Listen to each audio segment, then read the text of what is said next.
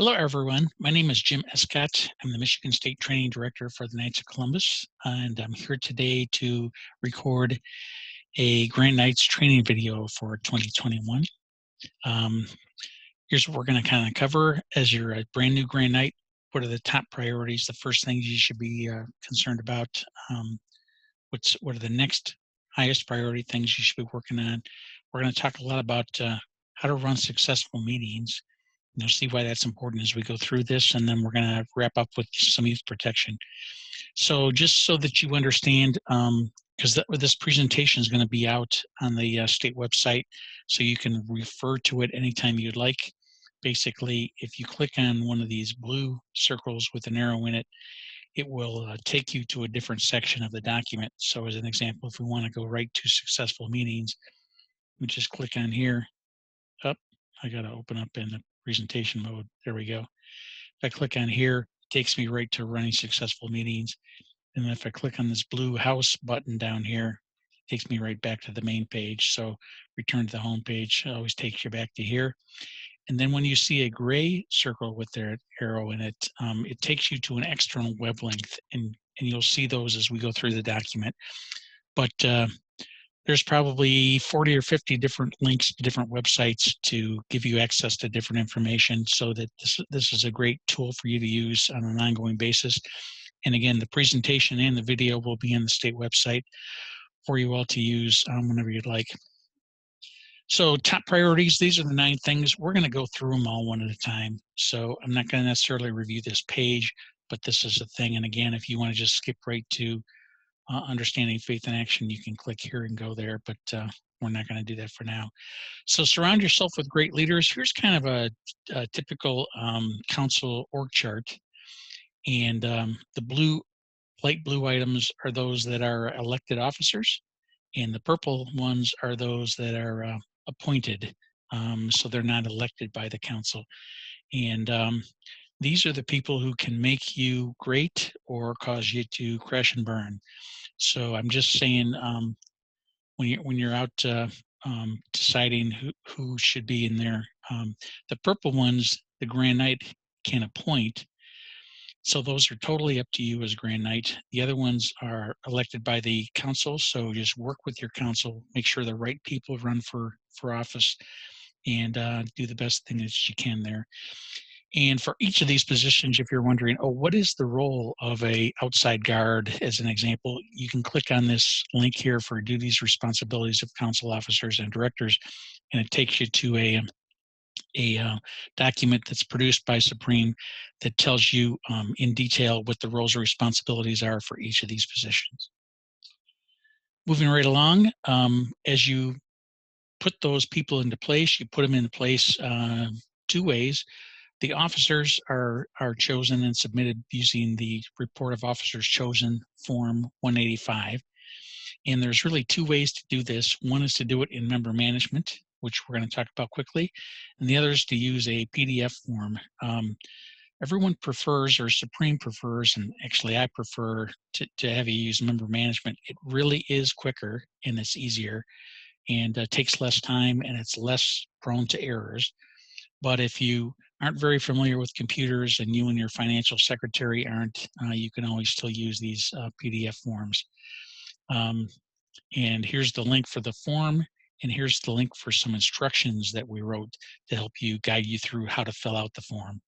And if you want to use member management, the steps are, you go to the Michigan State or the KFC website, sign in to Officers Online, click on member management, go to the live version, go to Council Administration, pick on council officers, you choose a role, you assign a name, you submit it, you go to the print center, save a copy of it, and email the report. And here's basically what the report looks like. I've also created a 5-minute YouTube video to walk you through how to update your Form 85 using member management. So if you want to just take a few minutes and click on this little link here, it will take you to that YouTube video, and you can watch it and see how to do this yourself. And again, there's 2 people in the council that have access to do this in member management. The Grand Knight has access to member management, and the financial secretary both have access to member management. Here's the other form 365, which is a service program personnel report. This is where all of your directors are assigned: program director, faith director, vocations director, yada, yada, yada. And same thing, here's the steps you go through to do it in member management. Here's another 5-minute video to you in member management on just how to do the Form 365. And then I've also attached here the Service Program Personnel Report PDF for you to access, as well as the instructions on how to fill it out. So all of this is here. Hopefully you can find your way through it and get what you need. Moving right along, how do you come up to speed now? The next important thing for you to do is focus on getting up to speed, and in a very quick way is talk to your predecessor. The Grand Knight that was Grand Knight before you should be spending a lot of time bringing you up to speed, transferring things to you, showing you the ropes. If he hasn't already done that, you need to kind of hold his feet to the fire and ask him about these 5 things. So get copies of all the forms that he submitted over the previous 2 years. It's very important because I think as you start doing forms, it's very important for you to see what the form looked like last year. That gives you a good sense for how to do it for this coming year. He also has a GK email, Grand Knight email account that's provided by the state of Michigan. Here's a training video on how to access your Gmail account and what are some of the things that you can do. Most importantly, I just want to point out this tip over here in the corner that every Gmail account has a access to Google Drive where you can store, I don't remember now if it's 15 or 50 gigabytes worth of data. So hopefully your previous Grand Knight used that and then stored all of his forms up there so that then they're available to you as you take over that Gmail account. But if not, you should start doing it for the future and saving your forms and things on your Google Drive. And it's a key thing to do. If you watch this training video, there's also some tips in there on how to use Google Drive. The GK Jewel he should give you, that's not for him to keep. He needs to pass that on to you, of course. Lessons learned, you should be asking him, what did he learn when he was Grand Knight? What things went well? What things didn't go well? What things, if he had to do over again, would he do differently? Find out all those sorts of things. And of course, last but not least is, what are the really important issues facing the council that need to be addressed? And I'm not sure what that is. It varies by council, but he should have a good idea and take that as input to know what are some of the issues that you need to address as you come into this new role. The third thing you need to do is get yourself trained. I've got 9 different links on here that should be looked at. If you just spend 10 minutes at each, and most of these videos are only 5 minutes long, so it shouldn't take you more than 10 minutes, but just go and take a look at these. It will help bring you up to speed. Let me walk through these for you one at a time. Supreme just made a bunch of changes to their website. So I created a short little video here on navigating the Supreme website. It basically says, here's what's out there. Here's where you find things. Here's what's in each of these areas. And it's a great way for you to kind of understand what's been put where on the Supreme website. Because if you're looking for something in particular and you don't know how to find it, this video might help you get there. There's also a spot on the Supreme website for training and some webinars. There's lots of videos for you to watch, lots of other things. There's also a video library of different things that have been recorded. And again, just spend 5 or 10 minutes at each of these sites, seeing what those things are that are out there, what interests you, what you might want to watch, and what might be helpful. Then there's the state website. The Michigan State website, just the previous version is now gone, and a new version has just been implemented in the October-November timeframe of 2020. So it looks completely different. And so I created a similar a short YouTube video on how to navigate the Michigan State Knights of Columbus website. So watch that to kind of get an overview.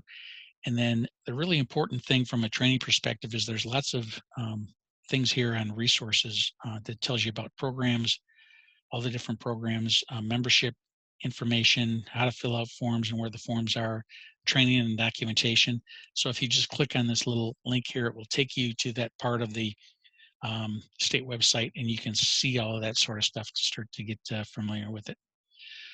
There's a lot of technology that's required of Grand Nights, and I shouldn't say a lot, but we already talked about the Gmail account for your email. So watch that training video. Youth protection training. There's a short, might be more than 5 minutes, but I don't think it's more than 10 minutes long video here that tells you what the youth protection requirements are, how to log in and take your training, all that other sort of stuff. So you might want to watch that video. And then another tool for Grand Nights is something called Officers Online. It's a place within the Supreme website that is only for people like district deputies, Grand Knights, financial secretaries, those sorts of people.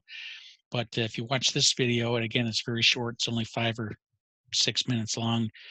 It just tells you where things are there, what sorts of things can you find, and I would recommend you all get in to do that. Now, as a brand new Grand Knight, you will need to get a user ID and password from Supreme before you can access Officers Online, because you do need to log in. So what I would suggest you do is, if you don't have that yet, talk to your previous Grand Knight and have him help you get into Officers Online with his user ID and password, so that you can kind of see it, see what's out there, and go from there. That he should also take you into Officers Online just from a transition perspective, to bring you up to speed and have him transfer responsibility to you. There's a couple meetings that are really important from a training perspective. Your district deputy will have district meetings at a minimum 2 times a year. Sometimes they do more.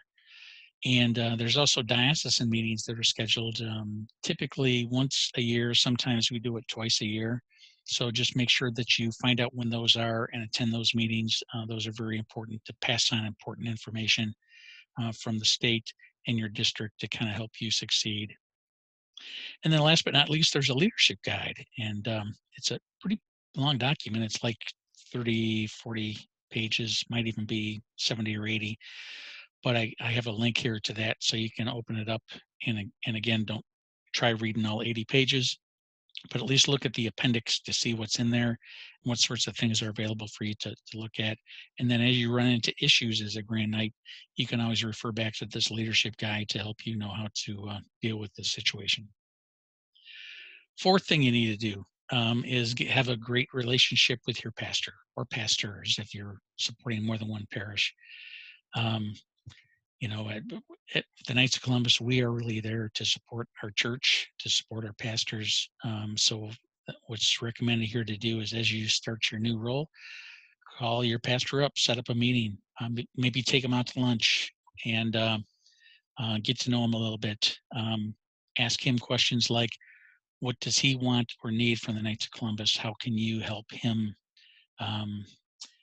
And does he have any issues with the Knights of Columbus? Is he upset about something that we did, or the way we do some things? And then take those issues to heart and try to fix those things so that they no longer become an issue. Try to have your council become the type of council that he wants you to be, so that he can be proud of the work that you do when he sees that you're supporting his mission and goals, and is helping, and that you're there as a right-hand tool for him to get accomplished what he needs to get accomplished. And then meet regularly to try to stay in line. Quarterly would be nice. Some pastors are too busy and don't have that sort of time, but if you could try to meet with your pastor on a quarterly basis, follow up on things that you did to that he pointed out earlier, and go from there.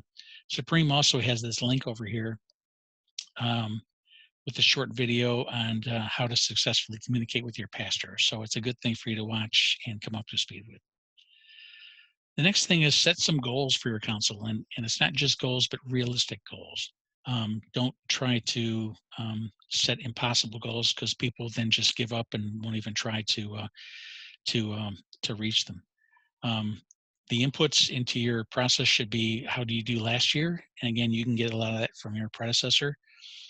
You can get a lot of that by looking at the forms, those sorts of things. understand what the state goals are and the district goals. You'll get those from your district meetings and diocesan meetings. What are your parish goals? You should be able to get that from your pastor. And then if your council has some goals from last year, what were those? And take all of those things into a planning session. Meet with your officers and your directors and go through that and talk about what should your program plans be for the new year. What programs did you do last year? What are you going to do different this year? You're going to probably add a few. You might drop a few. Membership plans, insurance plans, and financial plans. Financial plans are important because you've got to raise money to be able to donate money and spend money. So how are you going to both raise money and then where's that money going to go? So setting up a budget and all those sorts of things is all kind of part of your financial plans.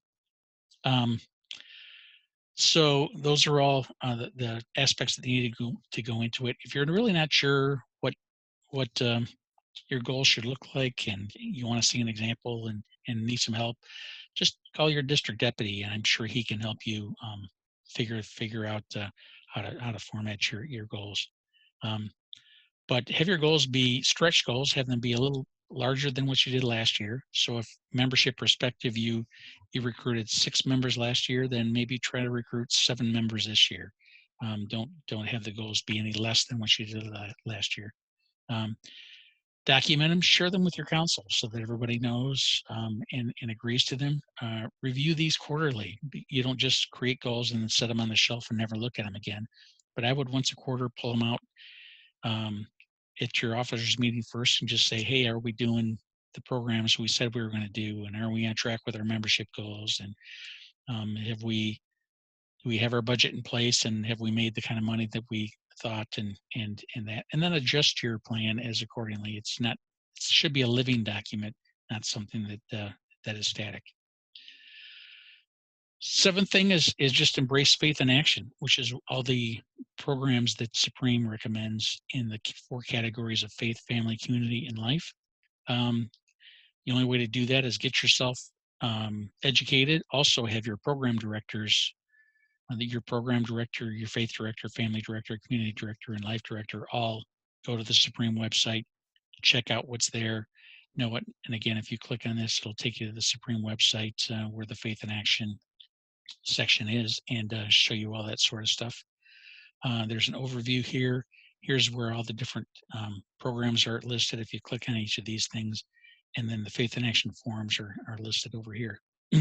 Once you're familiar with all this stuff, again, talk to your pastor, and maybe you can combine this with the previous discussion we talked about with your pastor and say, you know, what sorts of things would you like us to do? Here's some things that Knights of Columbus typically do, or do any of these interest you? Would you like us to do any of these? How can we help you, et cetera, et cetera. So it's a very important things to do. And once you've got your pastor's buy-in, then choose the activities you want to do, plan them out, do them, and go from there. By the way, each of the programs that are on the Supreme website have guide sheets, which tell you how to run the programs. They have some advertising posters. They have some advertising brochures you can print out. And they have other materials that varies based on what the program is that might help you. So again, don't hesitate to use the Supreme website to help you plan your programs and go from there. The next thing is to address whatever problems you have in your council. And I'm only talking about critical problems. Seek out what those are. We already talked about a couple places. One, your predecessor probably has some ideas on what the key issues are in the council. When you met with your pastor, he probably told you about 1 or 2 things he was not happy with. So those are issues that you should put on this list. And then whatever things you think are key. I'm sure as incoming Grand Knight, you've got some idea of what's wrong with the council, what sorts of things need to change, and take all these issues, prioritize them with your officers and directors, and then step up and fix the biggest issues. Don't try to tackle 10 issues all at once. Take the top 1, 2, maybe 3, and assign them to somebody. Maybe it's you, maybe it's your deputy Grand Knight, maybe it's a few other people, and put an action plan in place and really try to focus on fixing those things. And then don't worry about the rest of the items on that list. If you just focus on the top 2 or 3, and get those fixed. And then once those are fixed, you then take the next 2 or 3 on the list. I think you'll make better progress. You can't do everything all at once. Don't try to do that. You'll just burn yourselves out. So, some things to consider. I already talked about, just do a few of the most important ones. Delegate if you can. And then if you need some help, ask your district deputy for help. That's what he's there for. And he should be able to help you out. Okay. Just a key tip here: bad news does not get better with time. In fact, issues probably get worse over time.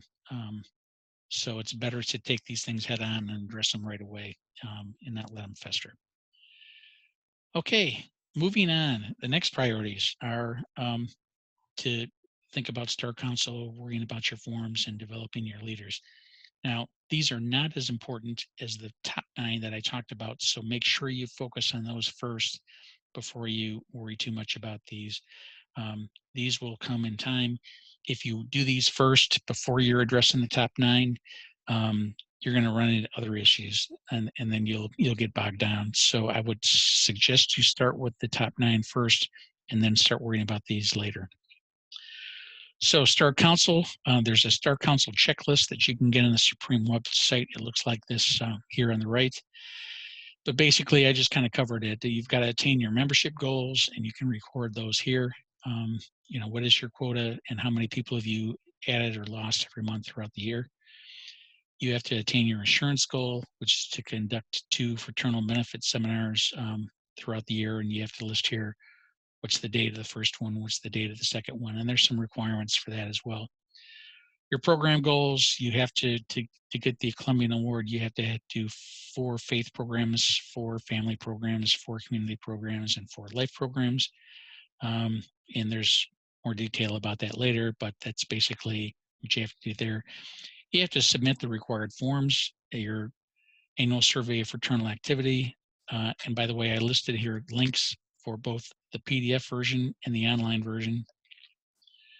Report of officers chosen and service program personnel. Those are the forms 185 and 365. Those also have PDF versus online versions. And then the Columbian Award application called the SP7. Here's the PDF version, the online version, and some instructions on how to fill that out. So make sure you get those 4 turned in. You have to make all your per capita payments, both to Supreme and to the state of Michigan. And then also to make sure your council is youth protection compliant. So you have to complete your youth protection training, and we're going to go through that in more detail later. But these are the requirements for Star Council. There's this easy to follow checklist. And again, if you just use this page and take that into consideration, you'll be able to go from there.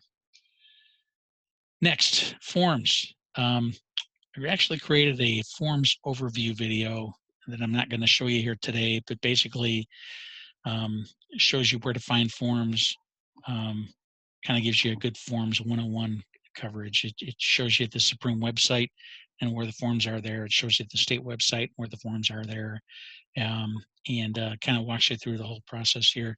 Some tips here: minimize changing who fills out a form. So if your program director did a particular form last year, ask him to do the same form again this year. Every time you switch who's doing a form, there's a whole new learning curve for the new guy, and it just takes 2 times, 3 times, 4 times as long to fill out the forms. So the more you can do to minimize changing who fills them out, the easier it's going to be. I always start with the previously submitted form, the one from last year, and then see how it needs to get tweaked or changed for this year. That's a helpful hint. And then discuss what forms are due at your officers' meetings. So don't talk about this at your general council meetings, because forms are a boring thing, and council meetings are already boring enough. They don't need to sit there and listen to a 15, 20-minute discussion about the forms that are due.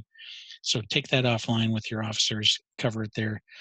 But if you can cover that every month on what's due, it will stop you from forgetting them and having them show up late. Submit them on time or early. One of the things district deputies hate, but it's one of their jobs to do, is to nag you if you haven't submitted your forms on time.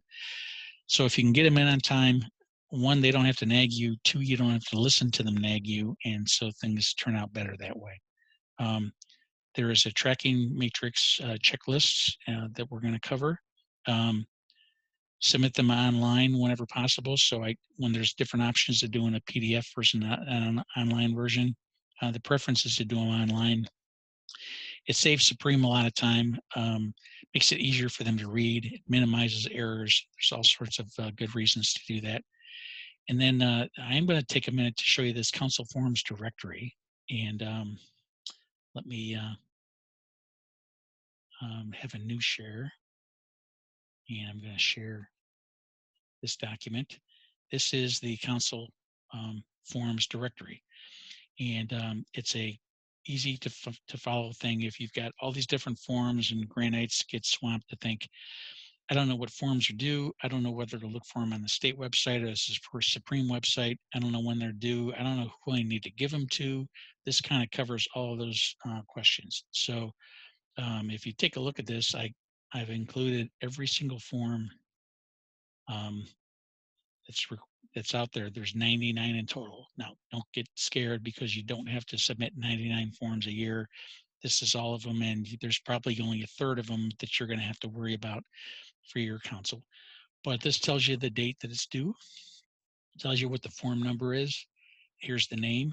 And for this form 185, there's two different ways to do it, an online versus a PDF version. This gives you the link so that if you don't know where the form is, you just click on this link and poof, it pulls up the form for you.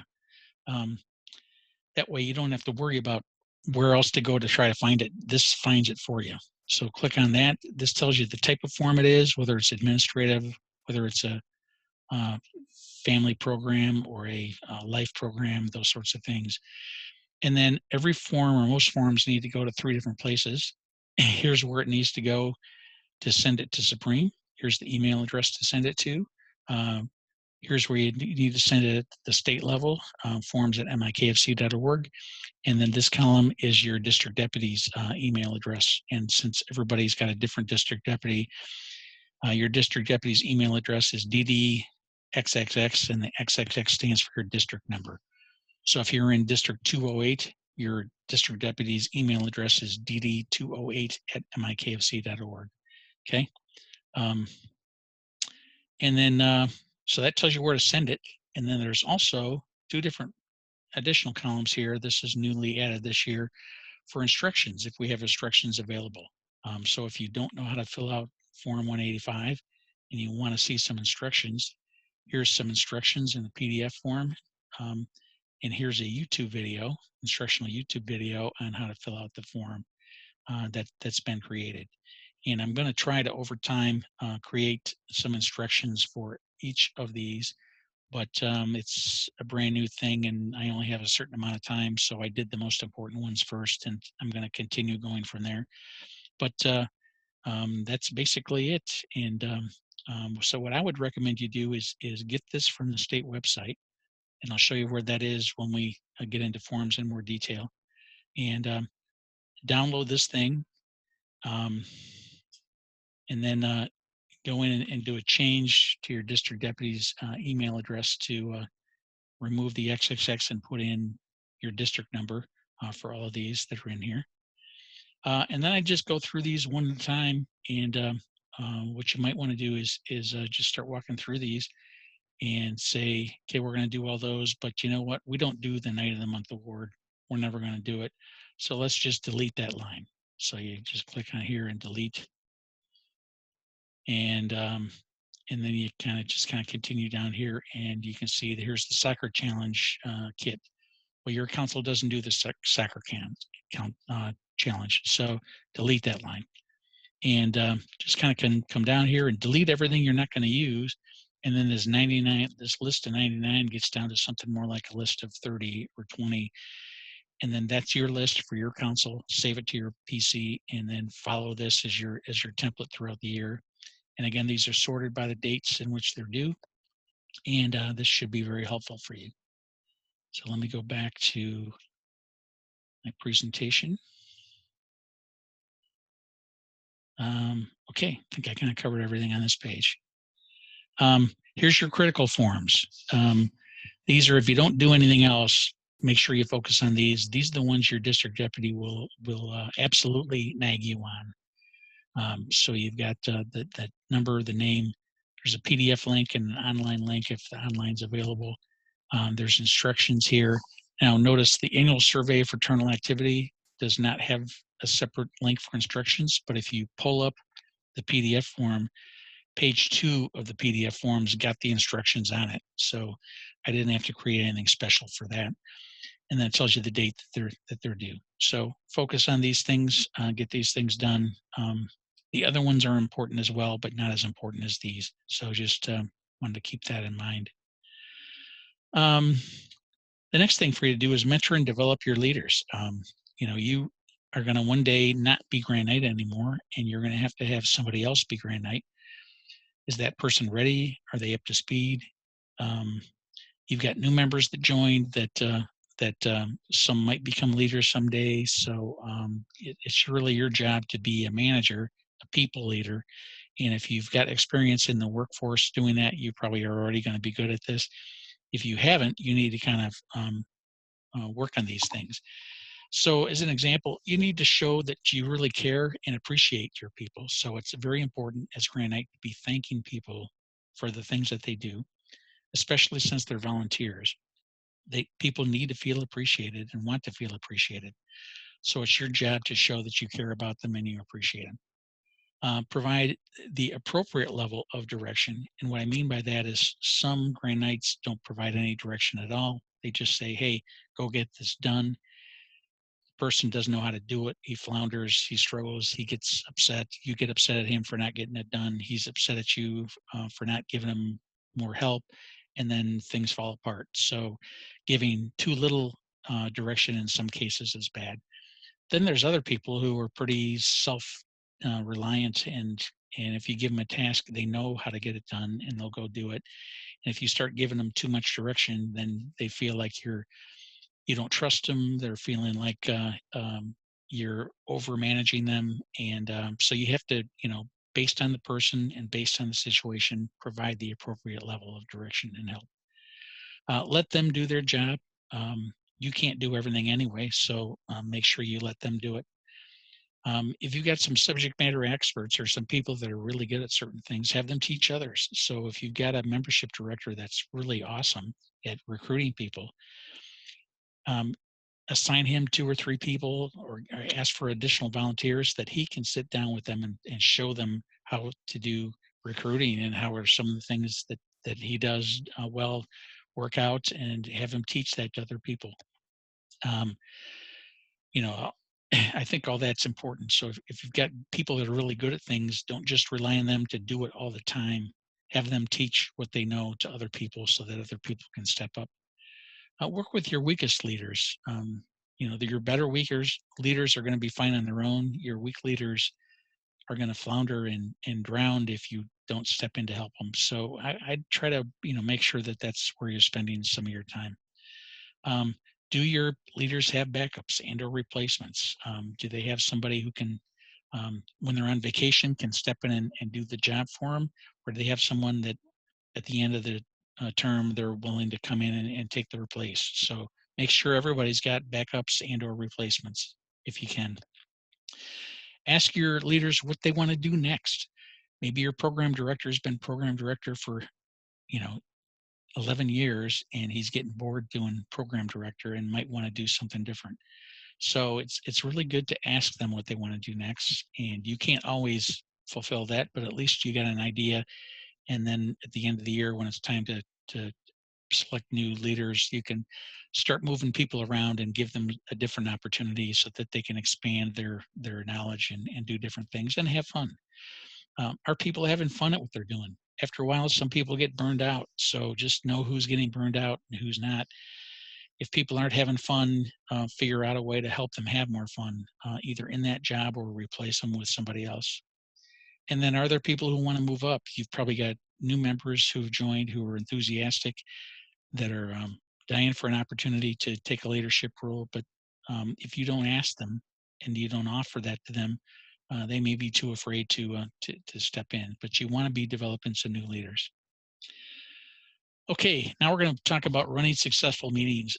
This has gotten a lot of attention from Supreme lately. So there's a lot of new things in here that weren't in this presentation last year. So, and these are the steps that we're going to go through. There's also a video here from Supreme on running a successful council meeting. So it's a good thing for you to do to sit here, click on this gray circle, watch. I think it's only 5 minutes long. It's a quick tip, so that'll help you out. We're going to go through these 7 items in the following pages. So why are good meetings so important? I don't know how often I've heard Grand Knights and councils complain that they only get 5 or 10% of their members that come to meetings. And the default thought process there is for the members that attend, they think it's the members that don't attend that are lazy or aren't very good, or it's their fault. And I think a lot of times they don't come because the meetings are boring, or the meetings aren't run very well, or the meetings are terrible. So poorly run meetings have lots of negative consequences. If somebody thinks it's poorly run, guess what? They're just most of the time not going to come back. And if they don't come to many meetings, eventually they're going to quit. And then you have all sorts of retention problems. Poorly run meetings cause morale issues, frustration builds up, and you also don't get very much done. So, those are the negative consequences of having a poorly run meeting. When you have well-run meetings, you have the opposite effect. Meeting attendance over time improves. So you're not going to, because you had one really fantastic meeting, all of a sudden have 3 times as many people at the next one.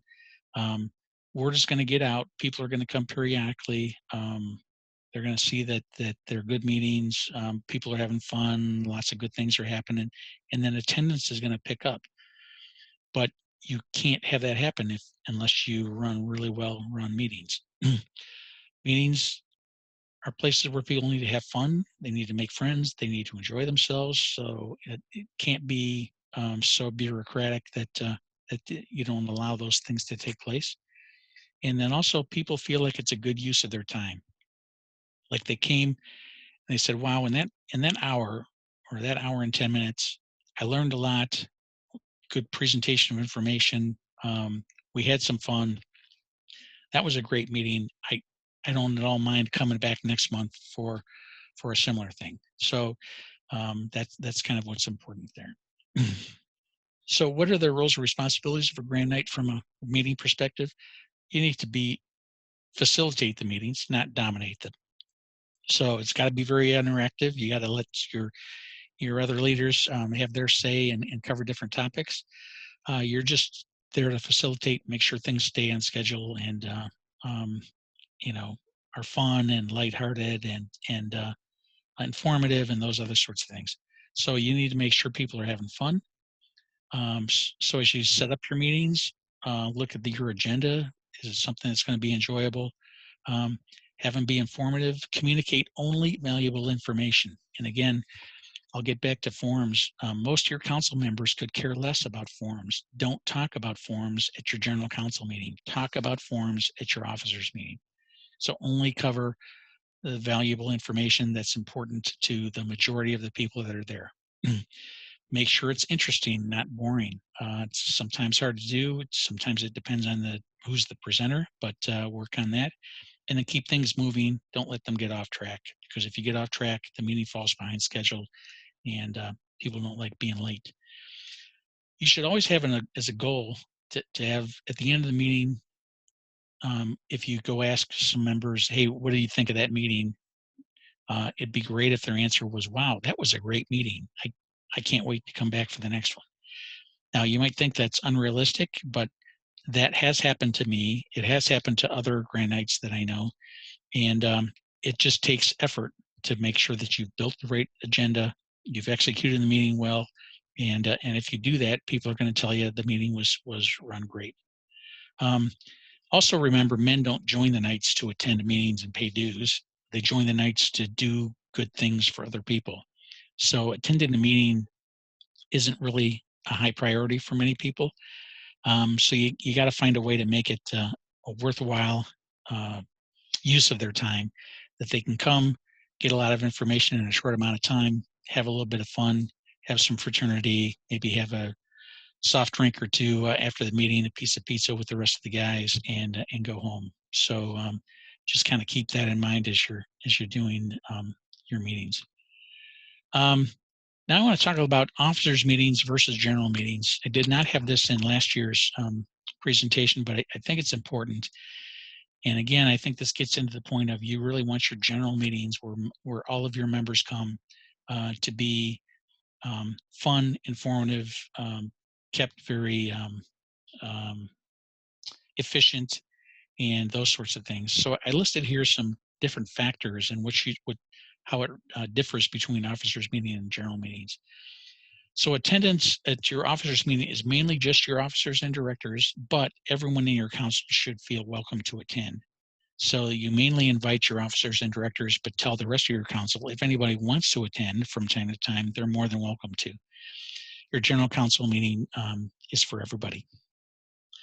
The purpose of the officers' meeting is mainly administrative. So it's how have we done on our forms? What are the council issues we got to talk about? How do I plan for the council meeting?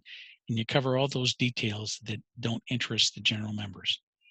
And then the purpose of the general meeting is to have a summary review of that information to keep members informed, get members excited and engaged, talk about upcoming programs, pass out sign-up sheets for people to sign up, answer their questions, and do those sorts of things.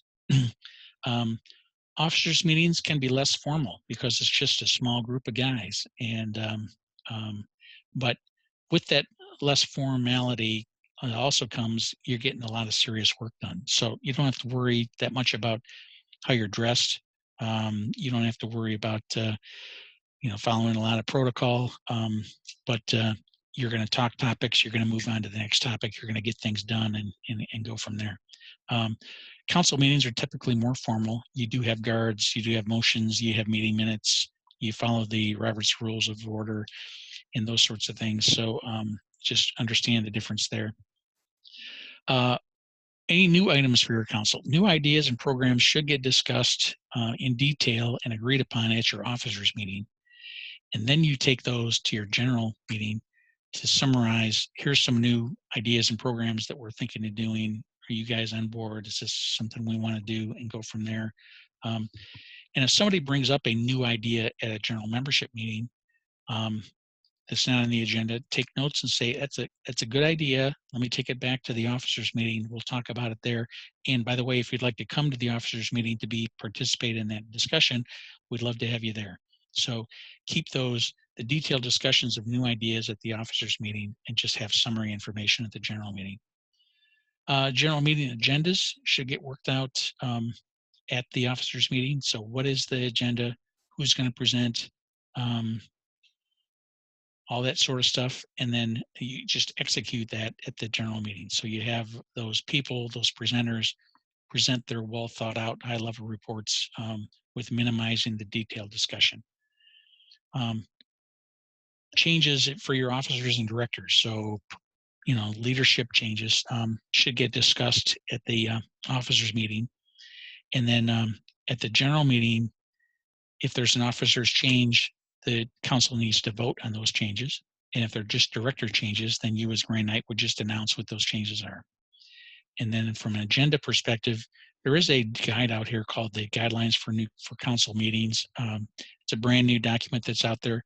Appendix F tells you a typical agenda for an officers meeting, and Appendix B gives you a typical agenda for a general meeting. So I would look at those to see what those are and go from there. Moving on. These are the new guidelines from Supreme. If you read this guides for council meetings, here's the summary of what's in the table of contents. How do you set up your chamber? Successful council meeting elements. They talk a lot about how to have in-person versus virtual meetings. That's really important from a COVID-19 perspective. So that's especially what's in there for this year. How to have successful officers meetings and the elements of those. Review of parliamentary procedures for votes and their Robert's Rules of Orders and those sorts of things. And then there's just a lot of appendices on different items here. There's a PDF presentation here you can take a look at. There's a PowerPoint presentation you can look at. These are the guidelines booklet, which is, I don't know, about 10 or 15 pages. And then there's a set of frequently asked questions, which answers a lot of questions that you might find useful. So I'd make sure if you're a Granite, you download yourself a copy of this guidelines and look through it, maybe even talk to your officers about it. Okay, before the meeting, review those guidelines that I just talked about in the previous page, and then plan your agenda for the general meeting. Review your previous meeting's minutes. Identify topics that need to be carried forward to the next meeting. And if there's new topics, what are those new ideas that you have to talk about? Dan Ramika from the state also sends out emails to every Grand Night monthly, which he calls talking points, which are some suggested ideas of some things you should cover at your council meetings. So that's another input that you should look at to see what items from that should be added to your agenda. And then walk through and prepare your checklist. This is also part of this guidelines for council meetings that's out there. And you just go through these things and start asking the questions and make sure you've got all those covered so you're ready for your meeting.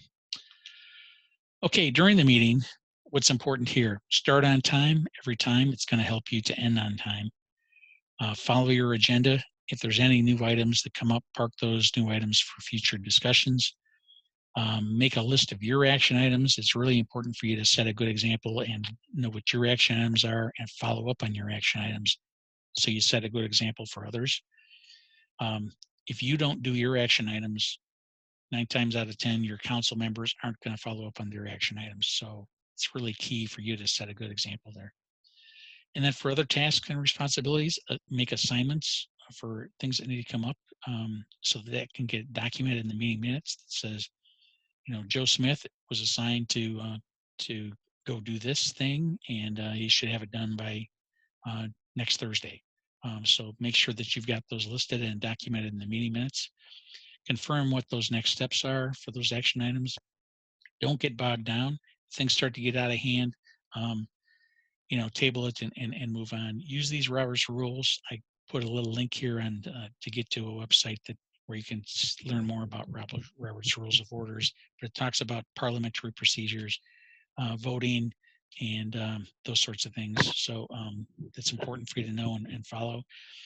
And another thing is ask your council advocate to help control the meeting. I know when you're running the meeting, it's really hard for you to pay attention to too many things all at the same time. So just ask him to keep his eyes open. And periodically, he might raise his hand and say, worthy Grand Knight, I think we're getting off topic.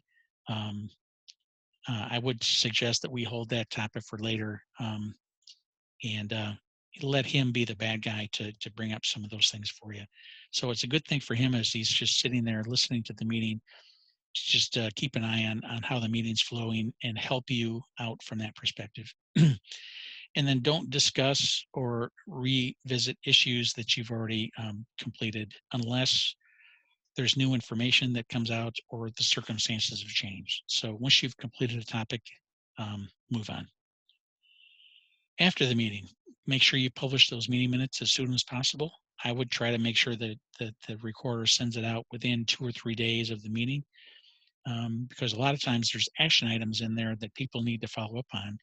And if you don't publish those meeting minutes until the day before the next meeting, somebody's going to read that and say, oh, I was supposed to try to get this done before the meeting, but I just found out about it today, so I don't have time to get it done. So just make sure that gets out as soon as possible. Follow up on all tasks, especially the ones assigned to you. And that's what's important. Okay, last topic that we're going to cover here is youth protection. And I've kind of skinnied this down because I want to just make sure I'm making effective use of your time. We're going to make sure you understand what the training requirements are, what's required of each council, how to sign up for training, what the website looks like when you go sign in to do the training, how to know from a youth protection reporting perspective if your council is done or not, and then a lot of frequently asked questions that I thought I'd just help you out with. So who's required to take what training? There's 4 directors within each council: the Grand Knight, the program director, the community director, and the family director. And there's 3 classes. There's one called Meet Sam, one called Duty to Report, and one called KFC Policies. And all 4 of these people are required to take all 3 of these classes. In addition to that, the community director and the family director are required to have background checks done. It's a very quick and easy thing. You just fill out a short form, giving a little bit of information. The Knights of Columbus do a quick background check, and they check to make sure you're not on the sex offender lists and have done some things like that, and just kind of make sure that that people that you've got assigned to those positions are good people to have in those positions. You also need to make sure your council is compliant with your diocesan youth protection requirements. Now, each diocese in the state of Michigan has a different program. If you don't know what yours is, you can ask your diocesan program director or your state deputy regional representative, and they'll help answer those questions for you so you know what the requirements are within your diocese. Okay, how do you sign up for training? Well, I told you it's for those 4 people, the Grand Knight, the program director, community director, and family director. Those positions are assigned by using forms 185 and 365 that we talked about earlier. So you submit those forms. Here's what copies of the PDFs look like. Supreme then notifies Pharmacist Presidium, which is where we do our training through, that these are the new people. And then Pharmacist then sends an email out to the different members that says, hey, here's how you take your training. It's really important to make sure that you got emails, addresses that you can read on these forms. So if you handwrite these forms, it's real easy for Supreme or Pharmacist to not be able to recognize your handwriting. So if you can type these forms, that would be best. I should say it would be better. It would be best to use member management and do it this way. So, but there's several different ways to do those forms. And then you get this email, and that's how you get signed up to take the training. By the way, Grand Knights and program directors have Knights of Columbus email addresses that are assigned by the Knights, but due to these youth protection compliant procedures, you cannot use the mikfc.org email addresses on these forms. So I would talk to your council and make sure that when you do your form 365 and 185, whether you fill out the PDF form or or do it in member management, that you use personal email addresses in order to get that done. So you do have to complete those forms. As I said here, here's what the different people need to take. Make sure everybody's got an email address. Because if you don't have an email address, you can't get the email to tell you to take the classes. So that's very important. So once you're signed up, you get this email from Armitage, and here's basically what it looks like. It says from Armitage support. Gives the date, put your email address in here. They get that email address from the form 365 or 185. And it says, thanks for contacting us. Here's your login information. If you go to this website, that's where you're going to log in. Here's your username and password. And then click on this orange button when you're done and scroll to the next page. So let me just try to move this thing here. You know, when you click on this button, you'll get this little screen that pops up. You type in your username and password and then click login, which is down here, and you're logged in. So that's the first thing you got to do. Once you're in, the screen looks like this. Now, it doesn't all show up on the screen at the same time, so you kind of have to scroll on down. But you'll see this little message from Carl Anderson, and then below it is, here's the 3 classes, and the Meet Sam class is here. You click on this little icon here to get to it. The Duty to Report class is here, and this KFC Safe Environment Policies is here. And then I'll talk about Armitage support a little later on. That's for program directors and Grand Knights only. But if you see here next to this little icon, there's a thing here that I blew up. So this shows you the status of the class. So the first time you're going to come in here, the status is going to say not complete or in process or something other than completed. And if you've successfully completed the class, it's going to show up and say completed in the date that you completed it on. So when we get into the questions later about am I done or am I not done, one way to find out if you're done or not is if all three of these say completed, then you should be in pretty good shape. All right.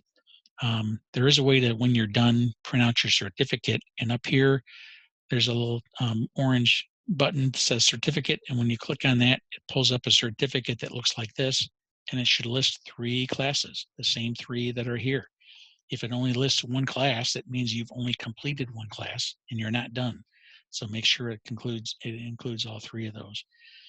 And then I'm going to talk about this Pharmacist Administration on the next page, but you can click on this to get to that.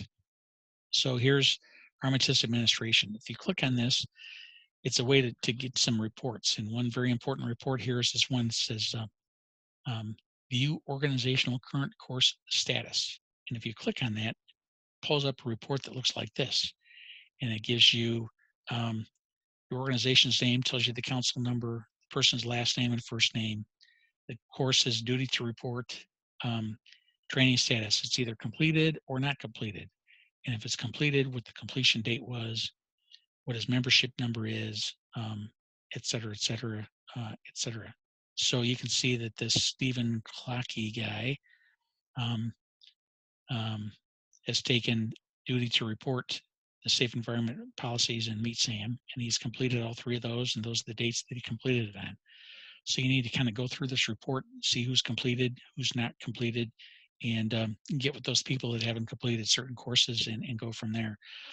I get all too often Gray Knights call me up and say, hey, I talked to Steve and he says he's done. Why does Supreme say he's not done? And I try to get them to get into this report and look at it, and they'll pull it up and they'll see that Steve completed 2 of the 3 classes, but the 3rd one says not complete. And then he gets back with Steve and says, Steve, it looks like you didn't complete the Meet Sam class. And then Steve says, oh, I didn't realize there was 3. I thought there was only 2. So again, this report's really helpful to know whether you're done or not. Another way to find out if you're done or not is if you go into Officers Online, which I showed you an overview video of how to get into that earlier. But if you get into that, and the way to get into it is you go to the Knights of Columbus website, you sign in, you click on reports. This is reports here. And then once you click on that, you'll see all these different reports that you can see. 2 of them are safe environment topics. The safe environment member status report looks like this thing on the bottom of the screen where it tells you you're from Michigan, what district you're in, what council you're a member of. And then for each role, the program, the Grand Knight, what's his name, what's his email address, has he taken his training or not, member status is either compliant or not compliant, and you can kind of get a good overview of that. This next report, participation rate report, I'm not sure if it's only for district deputies or if it's also for Grand Knights, but the report looks like this, and it's got the district number, the council number, Grand Knight, is he compliant or not, program director, is he compliant or not, same thing for community director and family director, and then the overall council status. And, you know, is it complete or is it not complete? So it's a good way to take a look at these things. So these reports in Officers Online is available to Grand Knights and district deputies. And I don't know this for sure, but financial secretaries also have access to Officers Online. So I'm guessing they also have access to see these same reports, but I don't know that for sure. All right, it's enough about reporting. So now let's just talk about some frequent questions that come up. How do I complete the required background check? First of all, if you're a community director or a family director, you will get a separate email. It gives you a link that if you click on that link, it pulls up a background investigation form. You answer a couple questions, hit submit, and you're done. The second option is there's a PDF version of this thing. So if you click on this, pull it up, just print page 2, fill in the blanks, scan it and email it to oyp@kfc.org. OYP stands for Office of Youth Protection, and then they'll take it from there and you'll be done. The next question, frequently asked question, I don't have an email address, so how do I take my training? So option one, first of all, is get an email address. They're free. There's It's real easy to do. So I actually created a link here to a YouTube video that shows you in 5 minutes how to sign up and get a free Gmail email address. So I would just encourage people to do that. Another option, if you really don't want to do this or you're not going to use it often enough, um, does this person have a family member that has an email account? So does his wife have an email account? You can use your wife's email to get that email and then sign in and do it that way. Or your son or daughter or your mom and dad or whatever it is, you can always use one of their email addresses as that, as long as you have access to it. They live in the same household as you, and it's easy to do that. I'm terrible at using a computer. Can I take the course any other way? Well, a couple options here is if you're not very good, you can always sit with another council member to have them help you navigate the computer. Now, they shouldn't be answering the questions for you, so I want to be careful with that. But if they can use their computer, log you in, and um, and then let you take it from there. And if you're struggling with how do I get to the next page, they can help you do that. So that's an option that I've seen people use. And then the other result is to call Supreme. Here's the phone number. It's right to the Office of Youth Protection, and ask them, and they will send you a booklet in the U.S. mail. And if you read that booklet, answer the questions, and then fill out the form on the last page, sign it and mail that in, that will suffice for your training. Then there's lots of times I get people saying, I know I'm compliant. They don't think it. They say they know they're compliant, but Supreme reports say I'm not. And again, I think check the reports that are out there, print your certificate, make sure there's 3 lines on them, call Supreme and say, hey, here's what I think I've done. Why do you say I'm not compliant? They can explain the difference, and you can figure out what the issue is and go from there. And if for some reason that doesn't work, you can always call your district deputy and he will help you resolve the problem. That's what he's there for. My last comment here to all your Grand Knights is just always try to keep in mind what's important. Don't get bogged down with forums and everything else and get off track. You need to just ask yourself these questions, and if the answers are yes, then you're probably doing a great job. Is your council doing great things for your parish? Does the pastor appreciate you? Um, does the parish seem to appreciate you and like the things that you're doing? Do you get compliments? Then you're doing good things. Are your members having fun doing charitable programs? And are they excited and those sorts of things? I think that's a key thing to kind of keep in mind. Are your members becoming better husbands, fathers, Catholics, and better men through being with the Knights of Columbus? That should be happening as well. And you can kind of feel that from seeing how your meetings are going and stuff. And then are you growing? Are you attracting new members because they see the good works that you're doing? If your council really is doing great things for your parishes that your parish sees, and the men are having fun, other men are going to see those things and come up and say, hey, I'd like to join because it looks like you're doing good things and I'd like to participate. And it just makes recruiting real easy. So I'd focus on making sure that the answers to those 4 questions are yes. And if for some reason they're no or questionable, then focus on those things and get those things fixed. But don't get caught up in the minutia. Look at things from this perspective and just make sure that you're really trying to do the right things for the right reasons. God bless you all. I appreciate you listening to me drag on and on, and thank you for attending.